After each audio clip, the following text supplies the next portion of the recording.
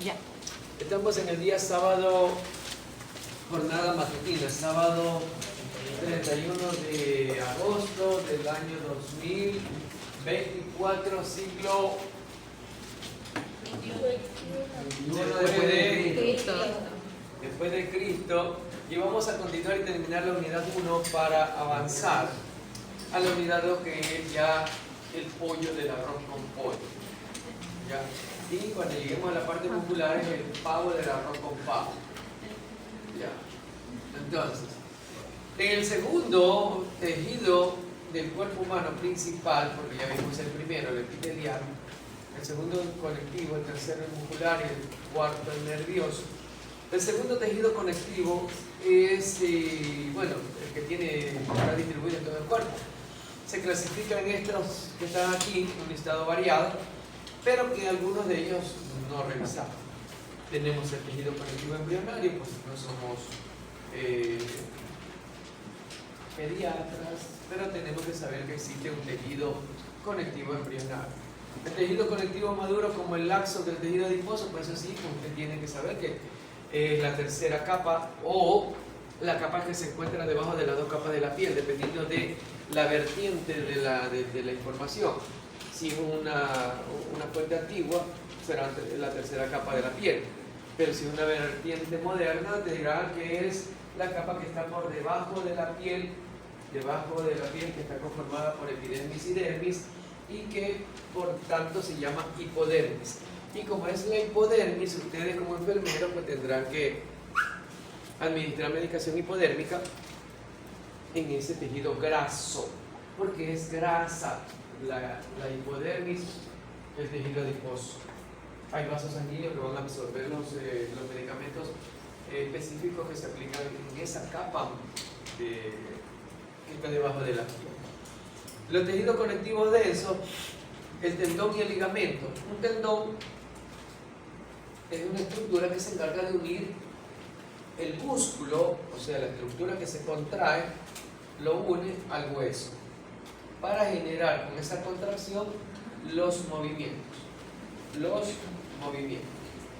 Y el ligamento, que es una estructura densa del tejido conectivo, blanquecino, que también se encarga de unir ahora un hueso con otro hueso.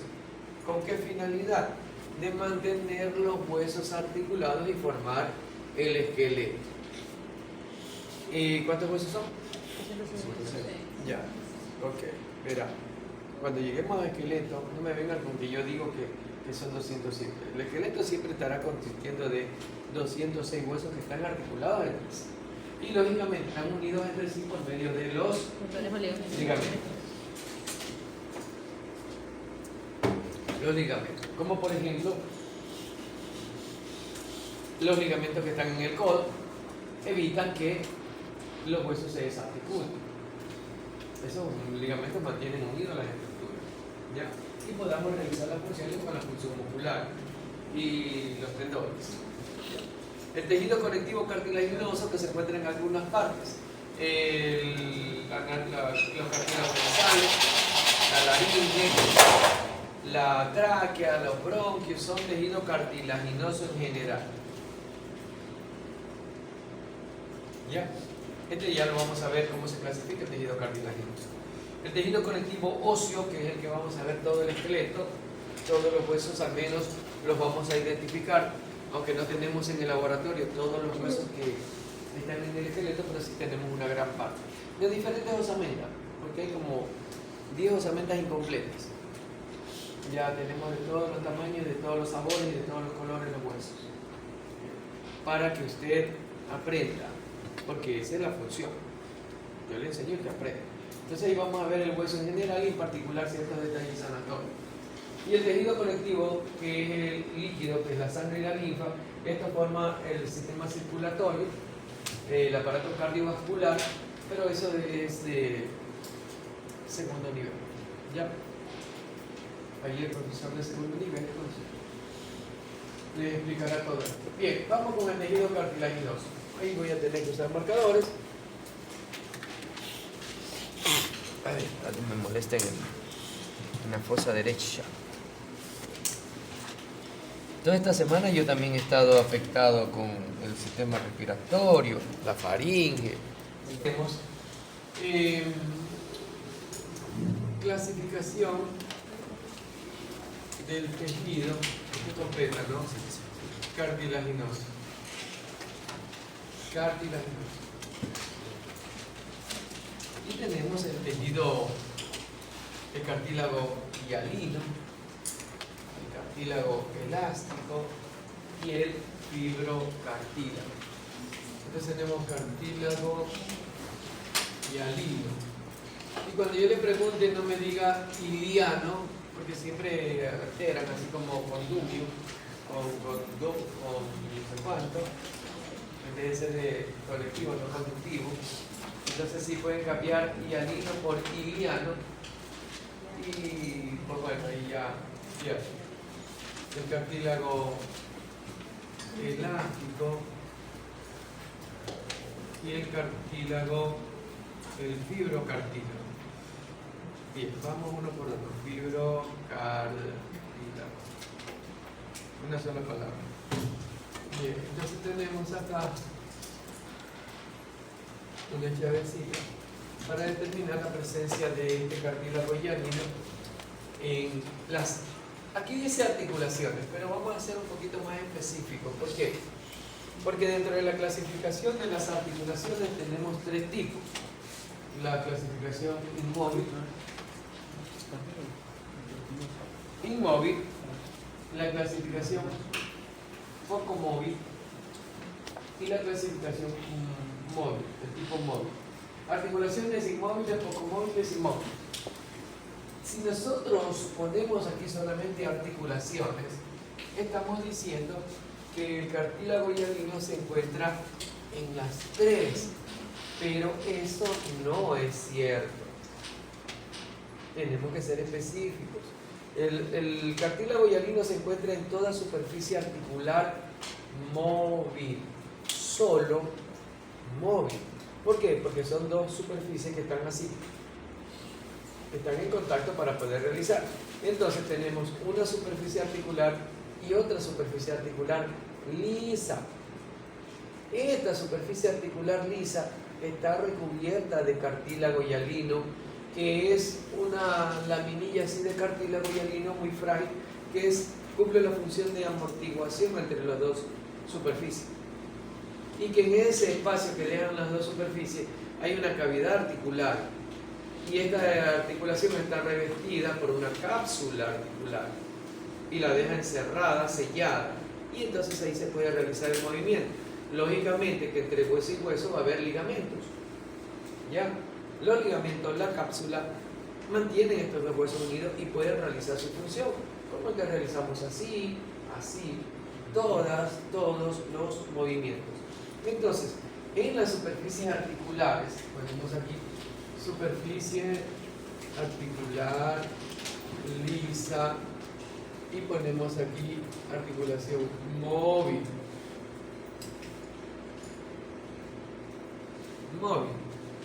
Solo ahí.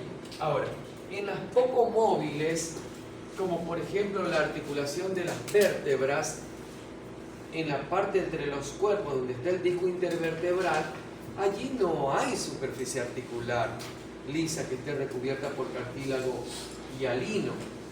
¿Por qué? Porque el disco intervertebral, si nosotros hacemos un cuerpo vertebral y otro cuerpo vertebral, ahí sí debo hacer, no quiero gastar mucho porque después no tengo.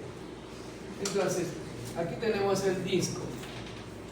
El disco está adherido. ¿Sabe lo que es adherido? Ya hablamos de cavidades corporales. La membrana, la pleura visceral está adherida al pulmón, el pericardio, el visceral está adherido al corazón. Asimismo, las vértebras, el disco está adherido a este cuerpo y adherido acá. No hay superficie articular móvil. Y el cartílago lo único que permite es este ligero movimiento. No es que la columna como si pie se hace así. ¿Se han visto un 100 pies? Sí. No. Sí. busque en el Google 100 pies y véalo cómo se enrosca así. La columna no hace eso, la columna hace apenas un ligero movimiento de encorvamiento que nos sirve para la posición anatómica llamada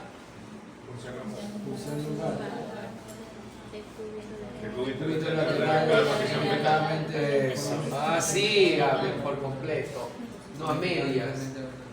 Entonces, para eso nos sirve, nada más para entreabrir los espacios para poder penetrar el instrumento. Entonces, aquí no hay cartílago hialino porque no hay superficie articular que recubrir. Y peor en las inmóviles, en las cuales los huesos están tan unidos y hay otro tipo de tejido, un tejido duro que la mantiene bien unida, y por eso son articulaciones inmóviles. Por ejemplo, los huesos del cráneo no se mueven para nada, no va a haber superficie articular que recubrir con ningún cartílago hialino. ¿Ya? Entonces, por eso les digo, aquí nosotros vemos las diapositivas que están estructuradas así, pero ¿cómo le sacamos el significado a esto? Y vamos a pensar que todas las articulaciones indistintamente tienen superficie articular recubierta de cartílago hialino. ¿Ya? Y no las he corregido justamente para hacer el razonamiento, porque yo le puedo corregir y poner ahí ya y usted aprenda como quiera. ¿Se entiende? Ya. Por eso es que yo me demoro un poquito, porque voy a la explicación, voy al detalle, ya para que usted razone. Los anillos de la tráquea. Ya hablamos de los anillos, los susodichos anillos que no son anillos. ¿Se acuerdan? Sí. No son anillos. La tráquea es solamente así, ya lo mismo en la izquierda. Así. Y aquí está cerrado con músculo. Entonces dice, inclusive, el relator dice, formada de una serie de anillos en forma de C. Ah, pues, ¿qué es llana o es guana? ¿Es anillo o es herradura? O es C. Pero no puede ser un anillo en forma de C porque no existe, pues. Es una interpretación absurda. ¿Y quién me hace caso? Nadie. Pero siempre seguiré con lo mismo. Ya. Ahí hay cartílago hialino en los anillos. Lo que pasa es que tengo que poner anillo porque así está descrito en los textos y yo no puedo cambiar los textos todavía. No sé si después de 50 años lo puedo hacer, pero ya no estaré vivo. Anillos traqueales. Entonces más, en los cartílagos de la nariz, cartílagos nasales. ¿Y qué más? Nada más. Ahora, el cartílago elástico se encuentra en la epiglotis. ¿Qué es la epiglotis? Ya sabemos que es epiglotis. ¿Alguien me lo puede decir? ¿Alguien puede decir la epiglotis qué es?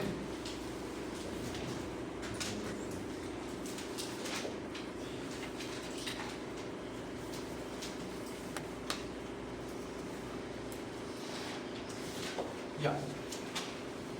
La epiglotis. Ya usted se agarró la laringe, ¿verdad? ¿Cuál es la laringe?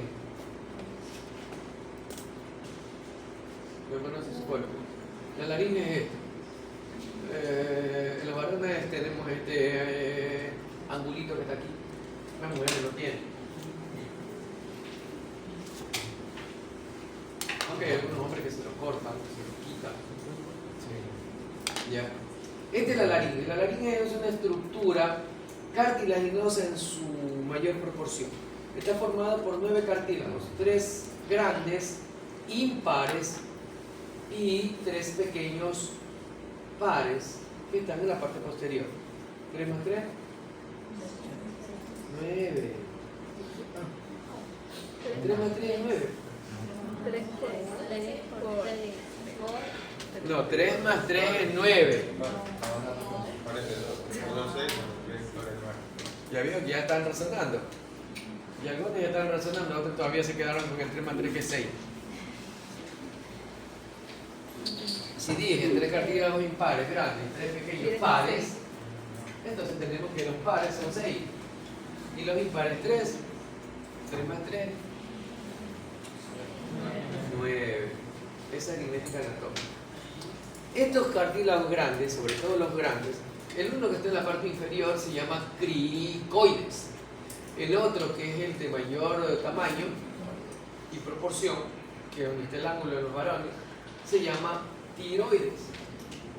Por dentro de la tiroides, del cartílago tiroides, hay una lengüeta así.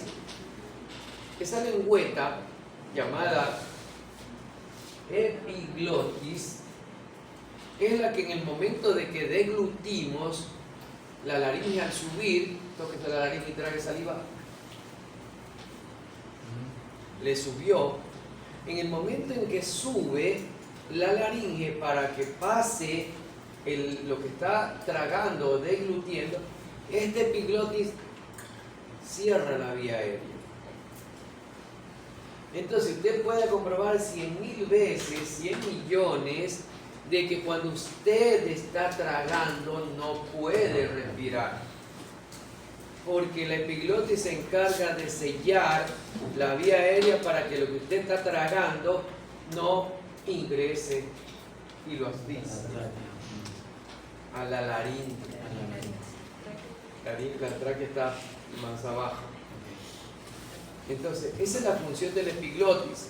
Y tantas cuantas veces usted trague, hace esto, cierra, después respira, cierra, respira, cierra, respira, traga, respira, traga, respira, traga, respira, traga, respira, dormido, despierto, dormido, despierto, dormido, despierto, dormido, despierto. ¿Se entiende? Ya. Esa es la función del cartílago, llamado epiglotis. El canal auditivo. Bien, entonces, ¿qué es un canal?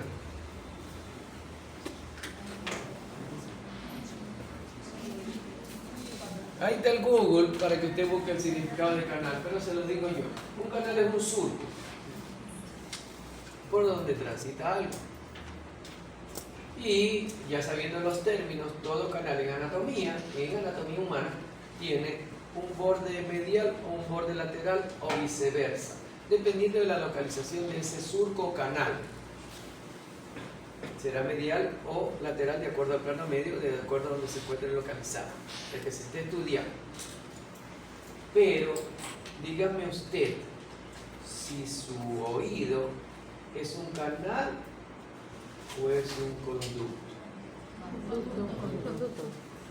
Entonces tenemos en los libros un término que no debería estar. En todos los libros usted encuentra canal auditivo, cuando lo que tenemos aquí es un conducto, porque justamente tiene que ser un conducto para que el sonido entre, toque la membrana timpánica, active el martillo, golpee el yunque, pase el estribo y transmita la información química, vibratoria, química, y se vuelve eléctrica, para que llegue al cerebro y usted interprete lo que está escuchando. Conducto.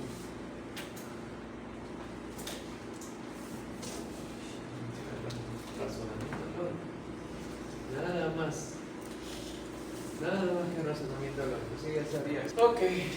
Y el pabellón auricular, que es esta orejita de aquí, auricular, una auricular, pabellón, así se le llama. Esto es elástico.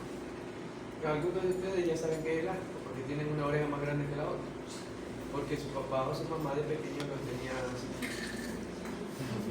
El fibrocartílago, en cambio, es una estructura que está combinada el cartílago con tejido fibroso.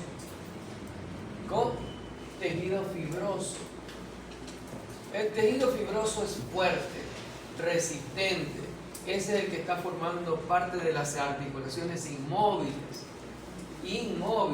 manteniendo los huesos férreamente unidos para que no se muevan ni una millonésima de milímetro. El tejido fibroso. Este tejido fibroso resistente se encuentra localizado en los discos intervertebrales, y entonces ahí empiezan razones, me dice el señor Andrade. ¿Por qué en los discos intervertebrales tiene que haber ese tejido resistente, fuerte?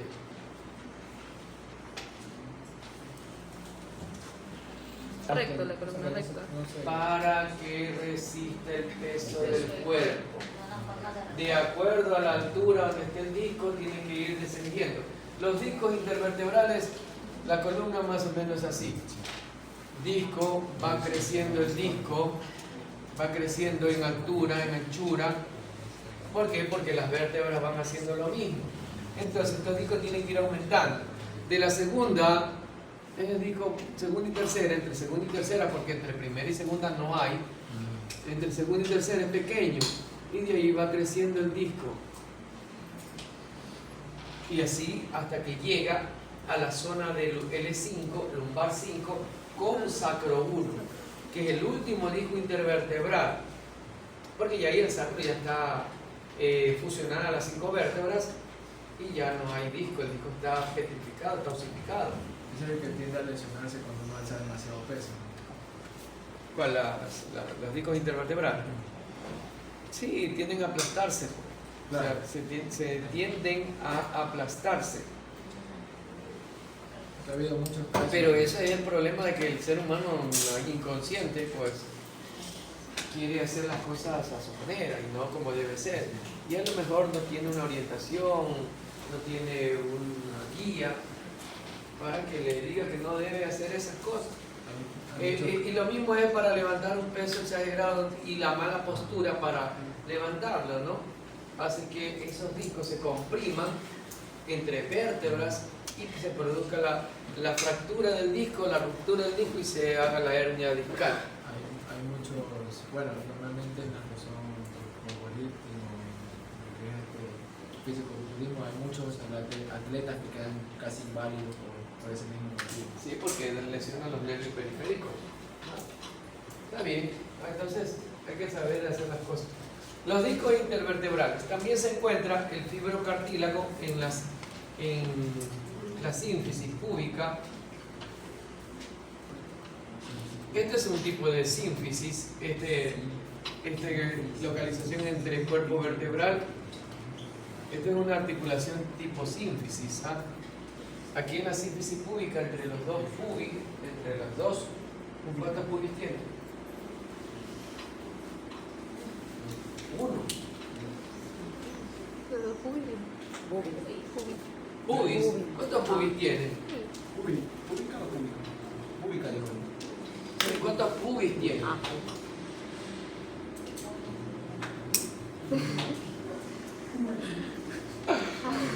Tienen miedo de responder.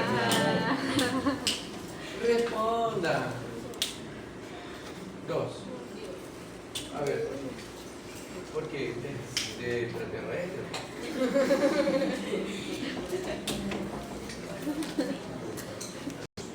Pubis. Pero no sabe explicar. Porque si vamos a la anatomía ósea, el coxal y el coxal tiene, todo coxal que forma la pelvis tiene 3 partes. Tiene un ilio, tiene un isquio y tiene un pubis. Pues aquí tenemos 2 pubis. Que entre los 2 pubis se forma la sínfisis púbica y aquí hay tejido fibrocartílago. Y delante de esta sínfisis púbica es que está el peluche. El piluche. A veces es esponjoso, a veces no. A veces no hay nada. Como ahora ya todos se lo quitan. Fibrocartílago. Tenemos en los rodetes. Los rodetes son estructuras fibrocartilaginosas que se encuentran localizadas a nivel de la cavidad glenoidea. Rodete glenoideo se llama, y a nivel del acetábulo del coxal, se llama acetábulo, es donde entra la cabeza del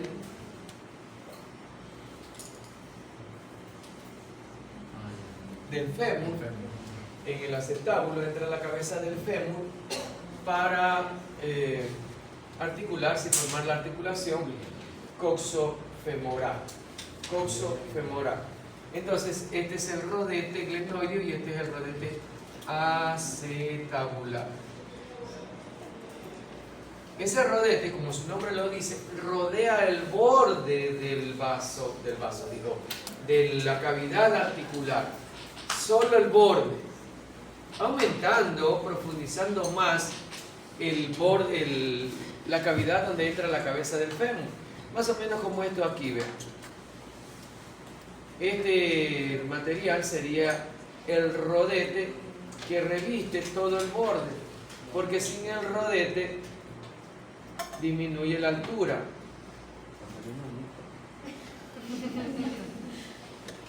Ahí aumentó, entonces ahí hay más profundidad para la cabeza del fémur. Lo mismo en la escápula. En la escápula pues tenemos, suponiendo que es así, aquí tenemos la cavidad glenoidea. Todo el borde es revestido para aumentar la cavidad para la cabeza del húmero. Para la cabeza del húmero. Ya veremos en el laboratorio. Veremos los huesos sin rodete, por supuesto, porque los huesos ya son de seres humanos que murieron, gracias a Dios, para que los tengamos ahí, pero ya no tiene, pues son tejidos perecibles. El cartílago es un tejido perecible.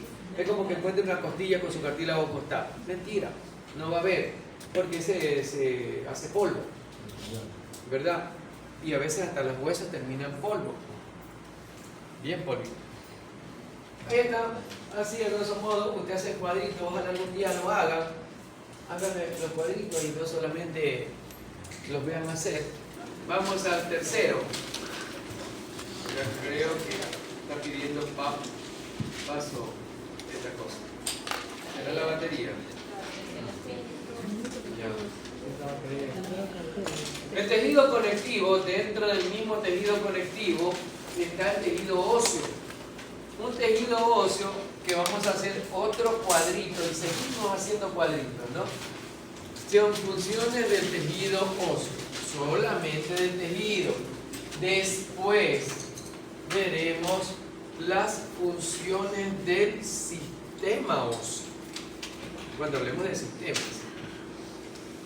Y en particular vamos a ver un capítulo del sistema óseo, un capítulo completo del sistema muscular, ¿ya?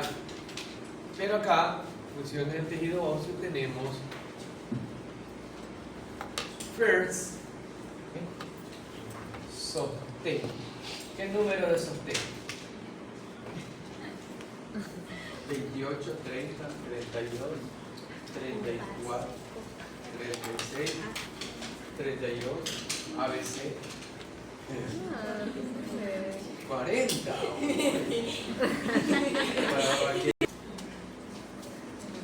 Sostén. Protección. ¿Qué nos protege?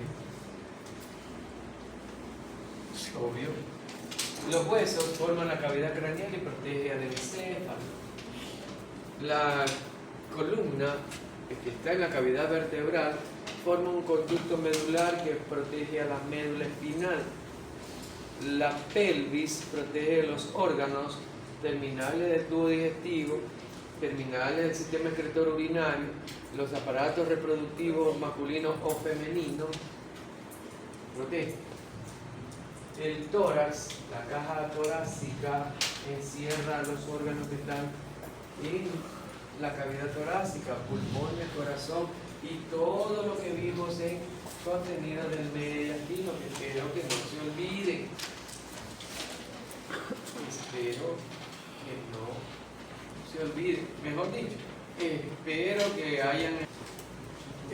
son almacén de minerales,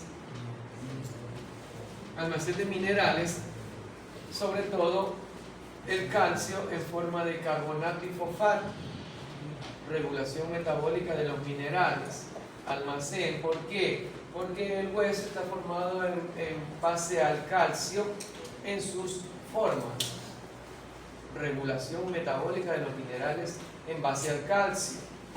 Y cuarto función del tejido óseo es hematopoiesis. Ya le digo. Yo le explico todo, ¿no? Ahí desglosamos palabras. Hemato significa sangre. Pero hipoiesis significa formación, creación, fabricación, elaboración. Son sinónimos. Entonces, el tejido óseo se encarga de formar, crear, fabricar, elaborar células sanguíneas, que son el glóbulo rojo, el blanco y la plaqueta. El tejido óseo. Ahí viene ya la controversia que pongo yo. Que pongo yo porque nadie la razona así. Por eso les digo, este cerebro me va a explotar de tanto razonar. Y yo le digo, así, atienda. ¿Usted cree que el tejido óseo formado por células óseas sea capaz de producir células sanguíneas? Es como que un viñedo produzca higos, o como un árbol de naranja produzca limones. Células óseas que produzcan células sanguíneas. Tejido óseo que produzca células sanguíneas.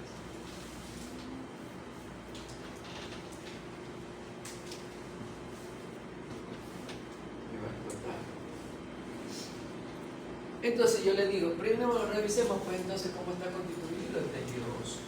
El tejido óseo está constituido por dos tipos de tejido. Uno que se llama tejido compacto, porque el tejido está compactado, así como cuando prensan miles de botellas y hacen un paquete así, está compactado. Así las células óseas están compactadas y están formando unas estructuras que se denominan ostiona. Esta ostiona, y esa es una pregunta que siempre hago oral, ¿qué es una ostiona? Una ostiona es una serie de laminillas circulares, disposición circular, en número de 4 a 20, que rodean a un conducto. Este conducto, que se llama conducto de Haber, donde están los vasos sanguíneos, que esos vasos sanguíneos lógicamente van a oxigenar y a nutrir a las células del tejido óseo, porque el hueso tiene vida, las células óseas son vida. No porque los huesos sean duros, dicen, no, si es duro no vive, es puro palo. No, tienen vida las células óseas. Entonces, estos vasos sanguíneos van a dar oxígeno y nutrientes. Y lo rodean todo este número de células, y esta estructura se denomina ostiona. Y el conjunto de ostionas forman el tejido compacto. Eso es lo que vuelve duro al hueso, lo compacto. Hacia adentro, hacia interno, hay células óseas, pero ya dispuestas de otra manera. Están dispuestas en forma separada, pero unidas entre sí, formando una red de células llamadas trabéculas, que dan un aspecto esponjoso, como una esponja, dejando espacios en su interior, como una esponja. Las esponjas, cuando usted la pone en una zona donde hay una cantidad de líquido, lo absorbe, ¿verdad? Y ese líquido pasa a formar parte de esos espacios que tiene la esponja. Acá en el hueso, estos espacios no están vacíos. Estos espacios están ocupados por... Y así no vamos a aprender, señorita, si usted se está durmiendo, no está atendiendo. Estos espacios están ocupados por el amor.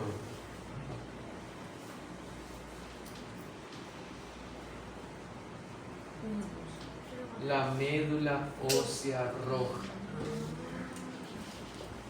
la médula ósea roja.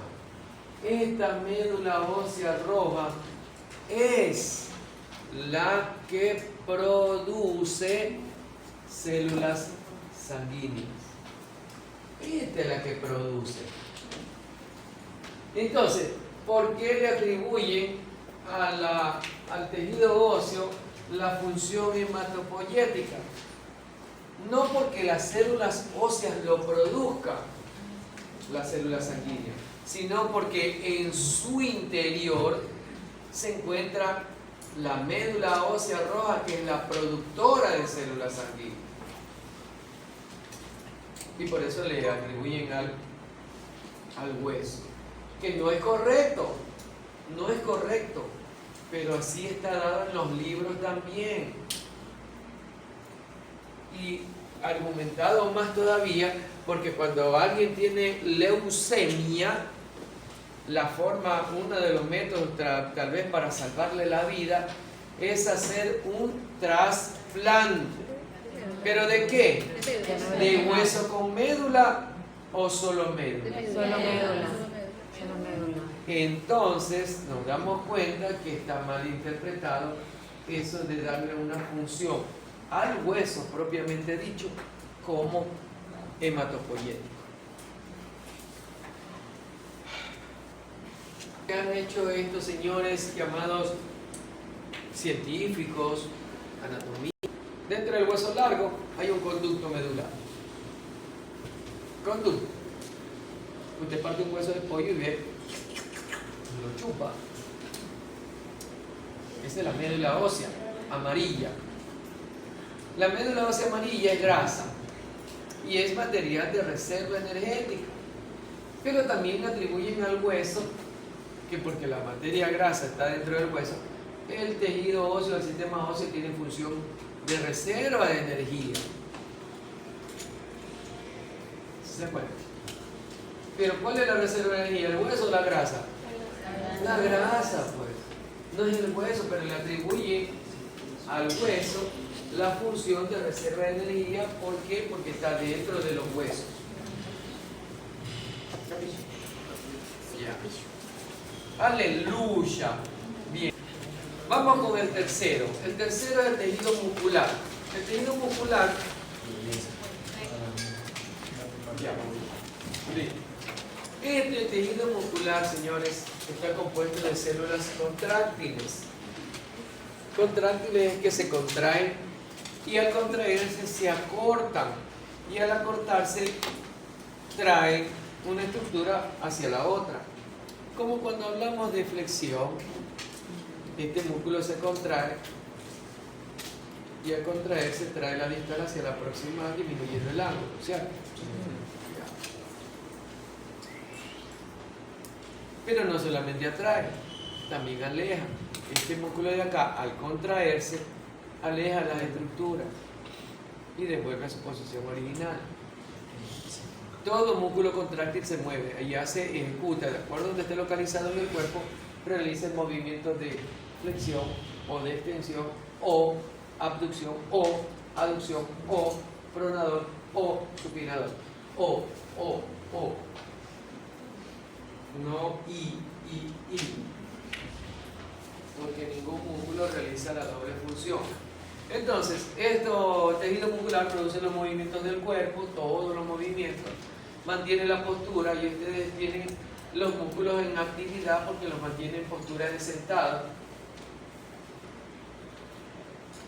Si no, imagínense, se paran al piso todo. Brinda protección porque protege. Entonces aquí podemos poner funciones del tejido muscular y se genera movimiento. 2, postura, permite la postura. A mí me permite la postura de pie, ahora que estoy de pie. ¿Por qué? Porque está contraído el músculo, semi-contraído. 3, protección, porque protege todo, pues los músculos protegen las estructuras vasculares, sobre todo de acá. El esternocleidomastoide protege a la carótida. Aquí en el tórax, los músculos intercostales que están entre las costillas, están protegiendo a los órganos internos. Los músculos que están sobre el tórax anterior y posterior hacen lo mismo. Los músculos abdominales, ya sabemos que son 8, ¿verdad? Son 3 anterolaterales y 2 centrales. Cierran la cavidad abdominopélvica, protegiendo todas las vísceras que están aquí adentro. ¿Va? Papallita, ¿no? El glúteo mayor protege al ciático. Mire que el glúteo mayor protege al ciático. Entonces el enfermero se encarga de llegar al ciático y dañar. ¿Cuál enfermero? El que no está preparado, el que no estudia, ese llega ya, el pobre ciático. Ya. Entonces, y 4, genera calor. Calor. ¿Por qué? Porque todos los músculos, aunque estén en reposo, están emitiendo calor. Aún en este estado de medio fresco que está, porque el otro aire, hacemos con una pistola infrarroja y se demuestra que todos estamos emitiendo calor. Y uno más que otro. Uno más que otro. Si yo me pongo la pistola así, estoy hirviendo. Yo soy caliente, no, perdón, caluroso. Caluroso. Tejido muscular se clasifica en 3, no, en 2. Clasificación del tejido muscular. Se clasifica en tejido liso y estriado. Oye, ya se fue, ya van a hacer las 10 y no hemos visto nada. Está corriendo muy rápido. El liso es músculo involuntario.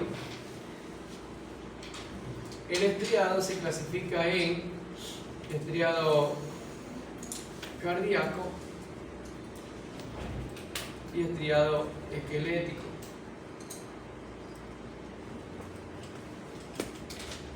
El cardíaco es músculo estriado, pero también es involuntario. Involuntario. ¿Por qué involuntario? Porque nadie puede controlar el corazón, pues el corazón tiene su propia autonomía. Es autónomo el guacho. Tiene su propio descargador, su propio marcapaso. El marcapaso del guacho está acá. Si nosotros ponemos el corazón así, acá al fondo de la aurícula derecha, en la pared, debajo de la llegada de la vena cava, aquí se encuentra, se llama el marcapaso natural o nodo, N-O-D-O, nodo sinusal. Ese es de donde sale la descarga eléctrica, como una batería incorporada. Mire cómo es el creador. Le puse una batería incorporada, porque sabía que el ser humano se va a accidentar, se va a interrumpir su función respiratoria, pero el corazón sigue funcionando. Y lo conectamos a una máquina ventiladora y sigue vivo. Sigue vivo. ¿Ya? Entonces ahí está el marcapaso. Es involuntario. Solamente el sistema nervioso regula la frecuencia cardíaca, así como cuando usted se emociona y le aumenta la frecuencia cardíaca. O más luego vamos a ver ese efecto. Vamos a entrar a la lección y usted empieza a aumentarle la frecuencia cardíaca. ¿Verdad? Es autónomo, usted no le puede controlar. Ahora no lo va a poder controlar y decirle, oye, voluntario. Voluntario porque realizamos todos los movimientos de manera voluntaria. Inclusive hasta el parpadeo, usted lo hace voluntariamente. ¿Ya? Si quiere lo hace lento, como hace un ratito la señorita estaba lento haciendo así. Voluntario es estriado porque tiene estrías, ¿no? Así como un abdomen después de haber parido, tiene estrías, bastantes estrías. No de todas, por supuesto, ¿no? Ok, el liso está localizado formando parte de la pared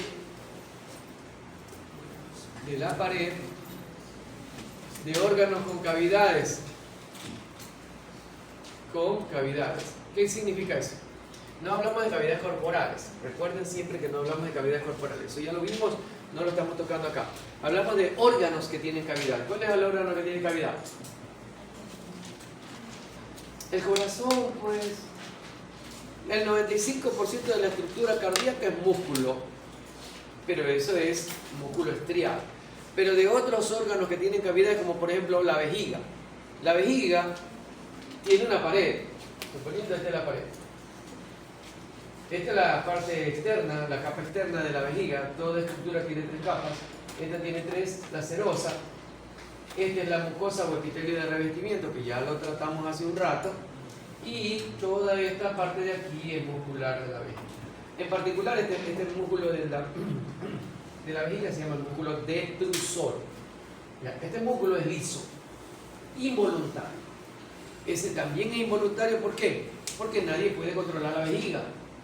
Lo único que controla la salida de la orina es el esfínter externo de la vejiga, el esfínter vesical externo. Pero de ahí la musculatura se contrae por medio de peristalsis. Y eso le indica que hay que soplar al baño.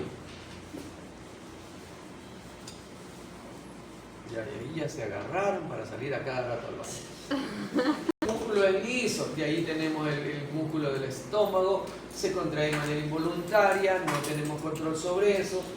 La vesícula también para enviar la bilis al duodeno, para que se haga el proceso digestivo. El útero cuando va a parir se contrae, o cuando va a menstruar se contrae de manera involuntaria. Ustedes pueden controlar el movimiento uterino para que no baje el flujo. No, tiene que bajar el flujo de manera autónoma. Ahí actúan las hormonas, por supuesto, ¿no? Pero eso es de segundo nivel, yo no me voy a meter ahí.